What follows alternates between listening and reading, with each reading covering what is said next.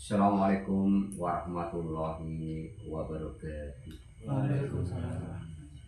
A'udzu billahi minasyaitonir rajim. Bismillahirrahmanirrahim.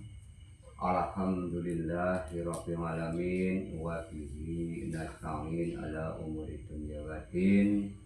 Assalatu wassalamu ala asyrafil anbiya'i wa mursalin wa ala alihi wa sahbihi ajma'in. Wala haula wala quwata illa billahil aliyyil azim. Amma ba'du. Ingkang kula hormati dumateng Syekh Tugas Bapak Marisa keluarga, ugi ingkang kula hormati dumateng para rawuh sedaya.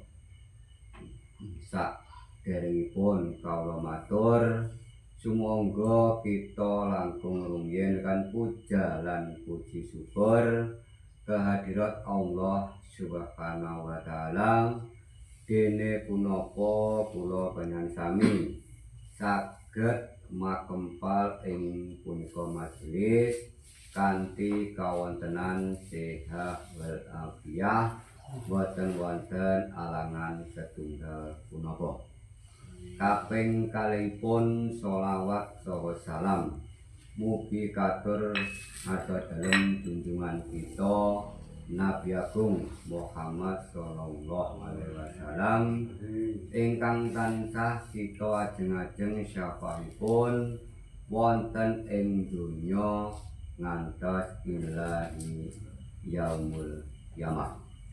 Salajengipun pramila panjenengan sedaya dipun aturi rawuh dhateng dalem mriki sepindhah dipun suwuni idi pangestu ingkang wilujeng ingkang kaping kalihipun Pak Marnu sak kulawarga Sulis sak kulawarga ngedalaken sedekah ingkang sampun karakit wonten ing ngarsa panjenengan sami kawontenan sekul suci Ulam Sari wekdal saking sari-sarining bumi, sarining toya, angin, surya lan api metri dumateng ibu bumi Bapa kuwasa Bapa Adam derasan ibu Hawa